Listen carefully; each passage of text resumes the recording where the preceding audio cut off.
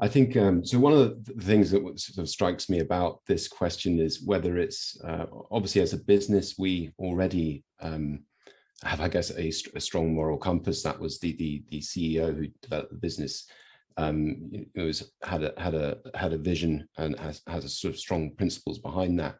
But I think the question also really for me is in a way almost a best practice question as well, because I feel it's relevant irrespective of the business you have to have this mission and purpose in your sales conversations.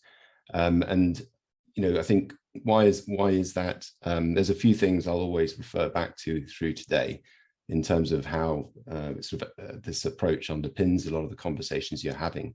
But for us, this is about providing more transparency and creating trust with the buyers in the conversation.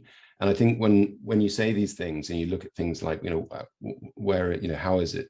how is this so important quite specifically?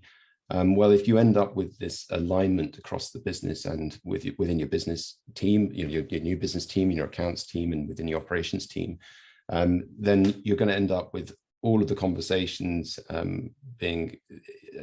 coming from the same direction.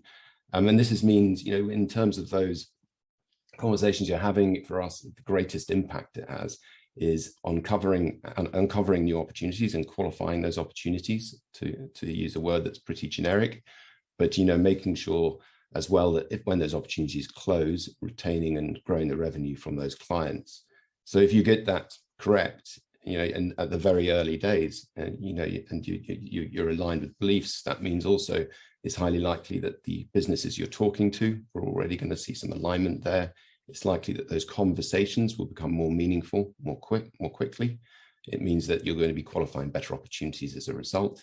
It means that when they close, as you've already got that alignment through your sales process, it's very likely those businesses will stay with you for longer. It's more likely they'll come back to you for more business. So that's why for me it's so important, obviously for our business, but I believe it applies quite to any business sector. And